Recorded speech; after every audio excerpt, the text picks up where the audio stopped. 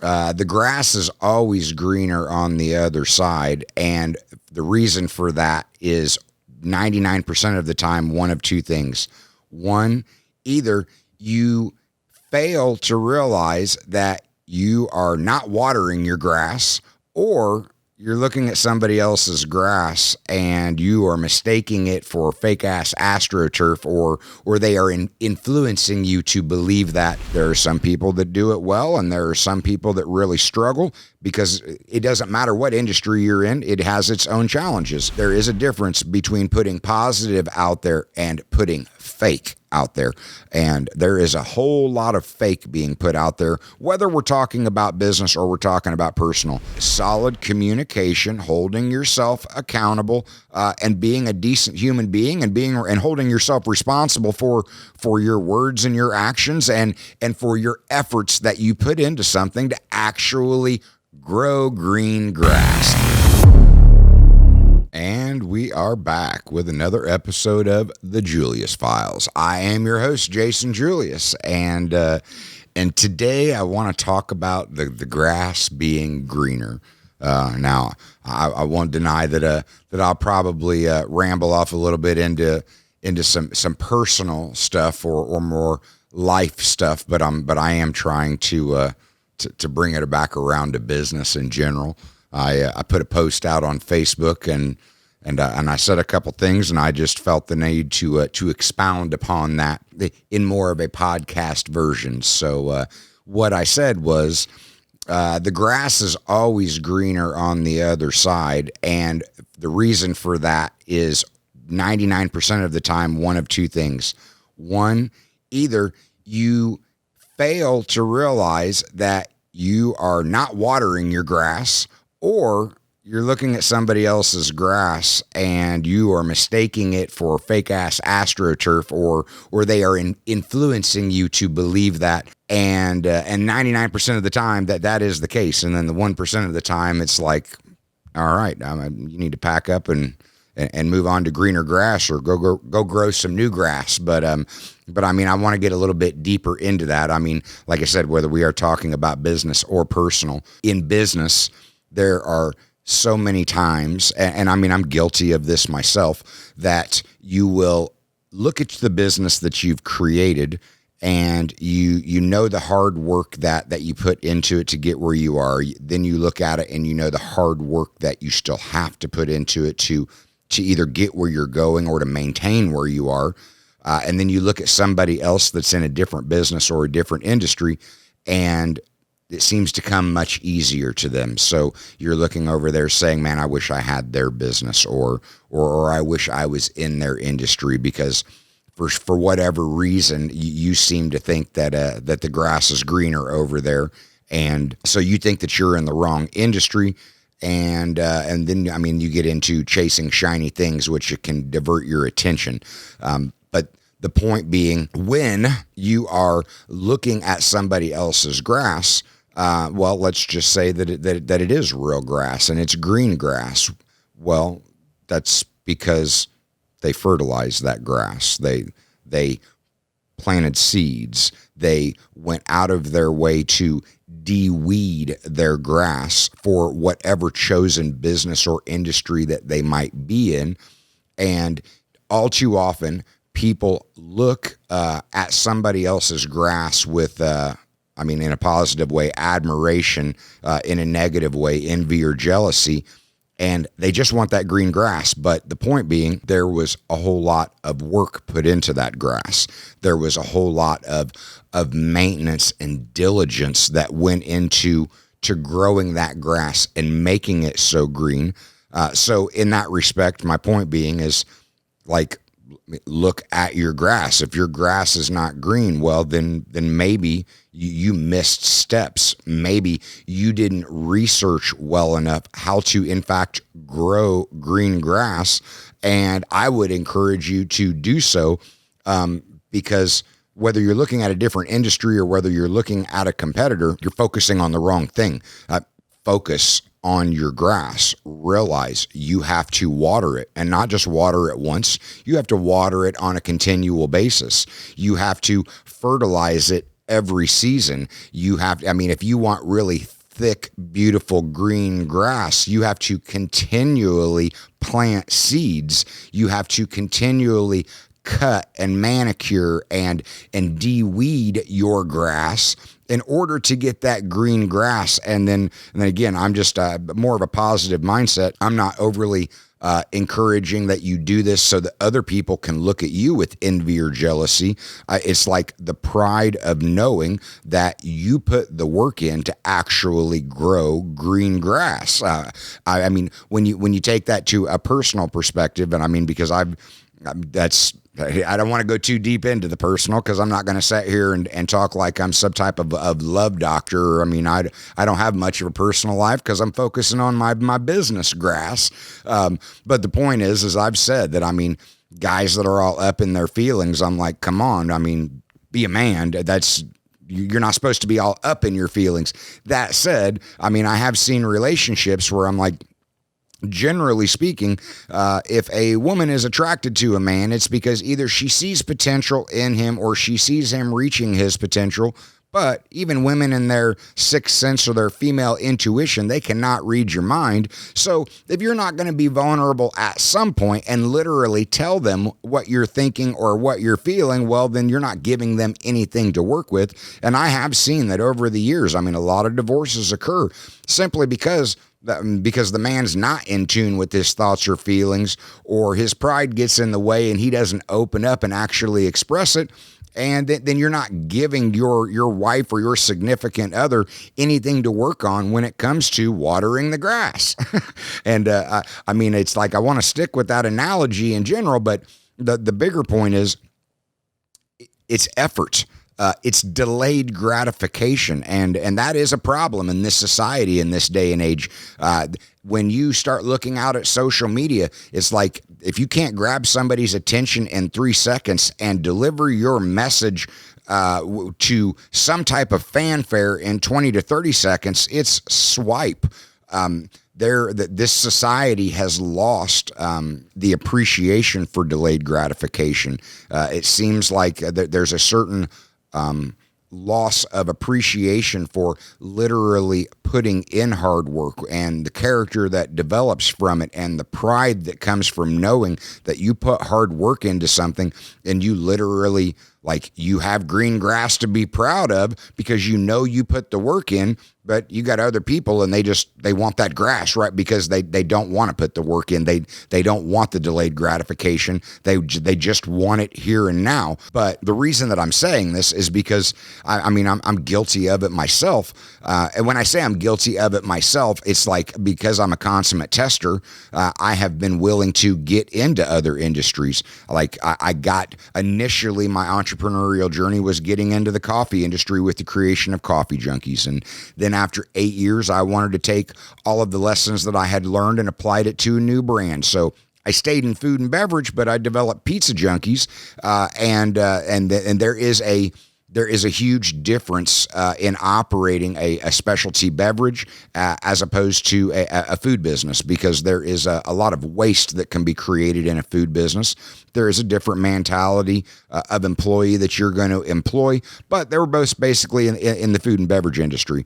When I got into the point of thinking about franchising these brands, I knew that getting into the franchise industry, while it might seem that it was just easy, as I have been finding out through the year and a half of developing all of my franchise documentation and starting to actually dip my toes into the franchise industry, I moved from creating having a product that almost sells itself and then just having to marry it to good service, and you get paid for that transaction right then and there, to the franchise industry is you very much have lead generation, and you have to follow up on those leads, and then you have to carry it through to actually selling the franchise, which is just the initial step, because then you got to locate or find the location and then actually start the development of actually getting an operation open. It brings its own problems, because when I started thinking about franchising, then I've often admired other industries. I needed a home for a national ad campaign. So I went out and bought a business in my backyard called Scared Rabbit Productions, which is a website development and social media, graphic design, marketing company. Well, I'm finding out that it's different. It's not like it's better. It's different. And the customer base is different because it's different moving from B2C to B2B. And it presents its own challenges. And I look out there at the landscape, and much like being in the food and beverage industry, there are some people that do it well, and there are some people that really struggle, because it doesn't matter what industry you're in, it has its own challenges. Well, then we get a little further down the road, and my apparel company that I had been dealing with, Matt dies of a massive heart attack. So I ended up buying Vickers and getting into the textile and the apparel, shirts and hats and materials, screen printing and embroidery. And I'm finding out that, we do a lot of private decoration and a lot of private drop shipping. Great. But the point being, now I'm making a sale and then having to pay employees. And then once we deliver the product, after the 2 weeks of paying the employee and producing the product, then I ship it out. Now I got to wait 30 days for it. So we'll wait 30 days to actually be paid for the work that gets done. This is a complete shift to me, where it's like, my point being, I have had insight into multiple different industries, and I'm not going to be sit here and tell you that any one industry is better or worse than the other. They all have the capability of growing extremely bright green grass, and they all have the ability of failing miserably. Now, I'm going to be honest, when I bought this, or when I put all of this ecosystem together, it was because that was exactly it. I wasn't chasing shiny things. I was literally putting an ecosystem together of businesses that could support and do business with each other, and at the same time support the public and other businesses, small and medium-sized businesses out there. But each business functions its own way. Each business has its own type of employees and its own type of employee problems. Each business has its own type of cash flow needs, inventory. Like I said, some of it, when it comes to food and beverage, I'm getting paid instantly. But when you go all the way to the other spectrum of your billing, okay, now you're getting into accounts receivable. So having enough money in the bank to actually wait to be paid down the road, that creates a whole other challenge itself. So if I had to pick one of those industries, I'm going to be honest, a lot of people say food and beverage is harder than other industries. But when I look at cash flow and when I look at serving people and clients, I think that I would just assume take the food and beverage industry. One, because my customer base is thousands of people. So if we make a mistake, and all businesses are going to make mistakes sooner or later, and I piss a customer off, okay, I will do everything I can on the service side to rebound that, but we make mistakes, and I'm not going to say that I haven't lost customers, because I have. But when you have 1,000 customers and you lose a customer, it doesn't hurt as bad as having 10 customers that are 75% of your revenue, and you make a mistake, and losing one of those customers is losing 10% of that 75%. Like, that's a major hit. So in the grand scheme of things, when I look at one industry where you can amass many customers, and when you make a mistake, because you really do, you got to be honest with yourself and with your customer base. You're going to make mistakes. You're going to lose customers. I've said for a long time, you're going to lose 10 to 15% of your customer base due to no fault of your own every single year, because habits change, patterns change, people change jobs, they move. It doesn't matter if you go into the B2B side of it. It comes down to what cash they're going to invest back in their business. Well, businesses fail. They change direction. You're competing with other people that are supplying those businesses. So at any point, you can lose a customer. Honestly, I'm going to be preferable to losing a customer when I've got 1,000 customers in the food and beverage, as opposed to losing a customer in the garment industry when 10 to 15 customers make up, by and large, the vast majority of your actual revenue. My point is, they all have their own pitfalls. And they all have their own niceties and rewards that come with them. And I'm a really big, I love tapping into both my left and my right brain.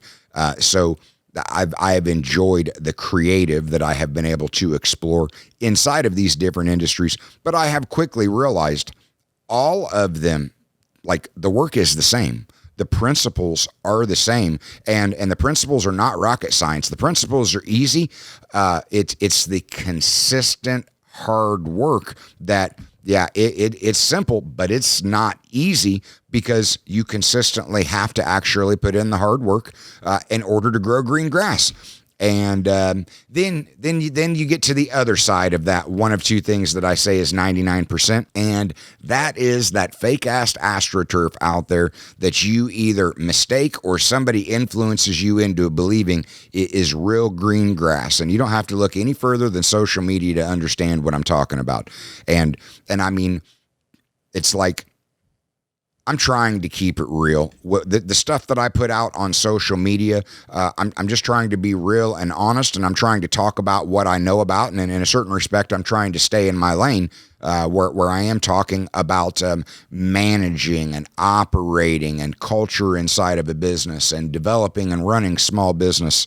This is where my 17 years is. I'm not going to sit here and tell you that I am this master salesman. And I'm also not going to sit here and tell you that I have mastered a perfect, great mindset, because, there's a lot of great mindset coaches out there that I really wondered, can they be that positive and that happy 24 hours a day?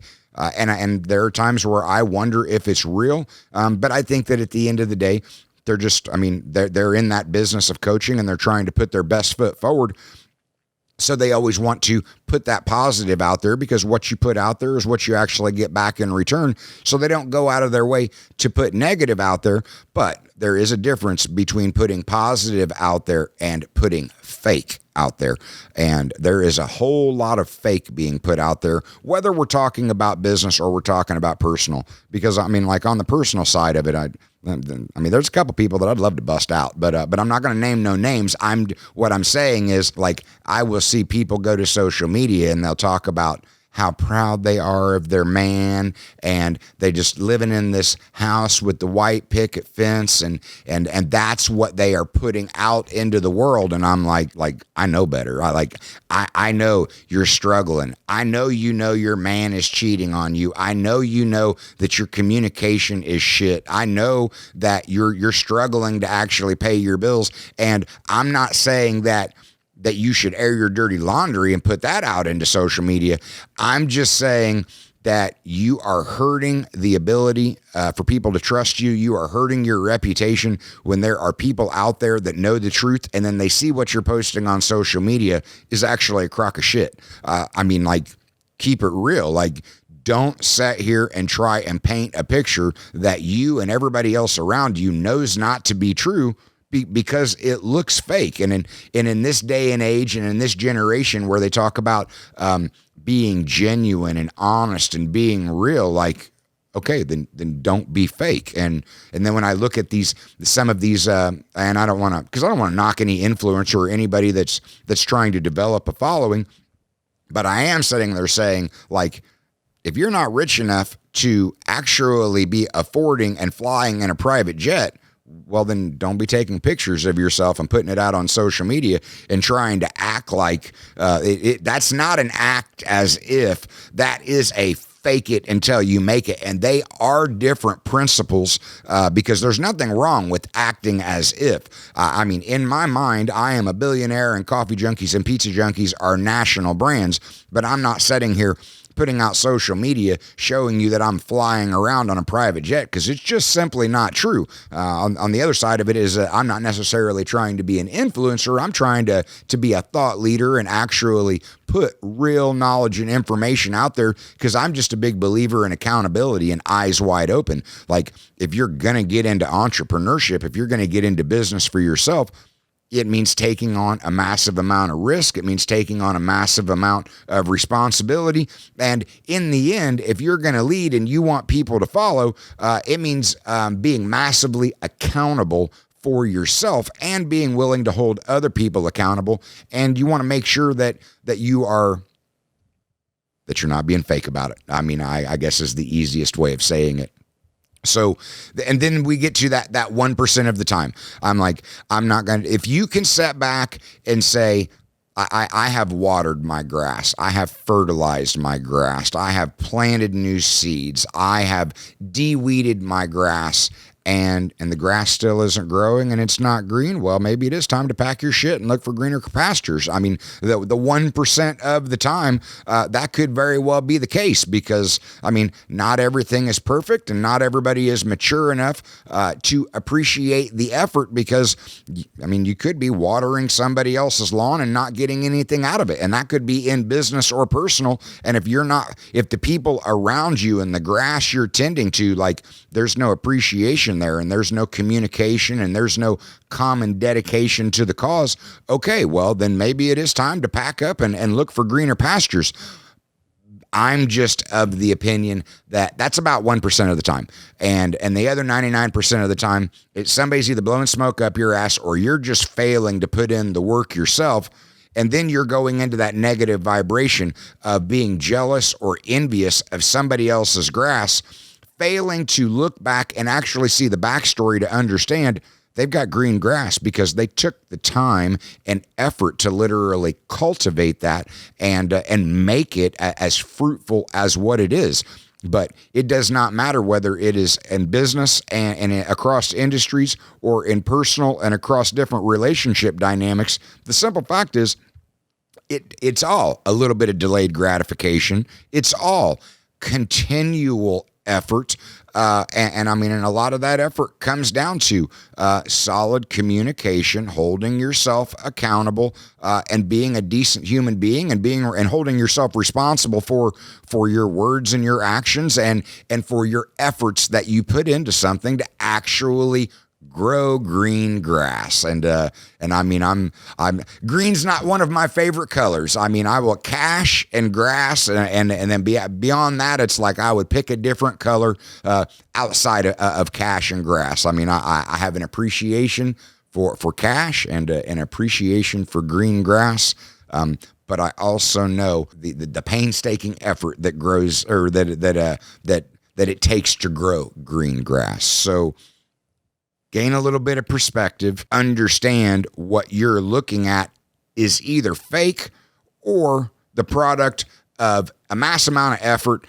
And I wouldn't encourage spray painting your own grass to be fake, but I would encourage you rolling up your sleeves and getting your hands dirty and paying attention to your grass so that you can enjoy the fruits of that labor.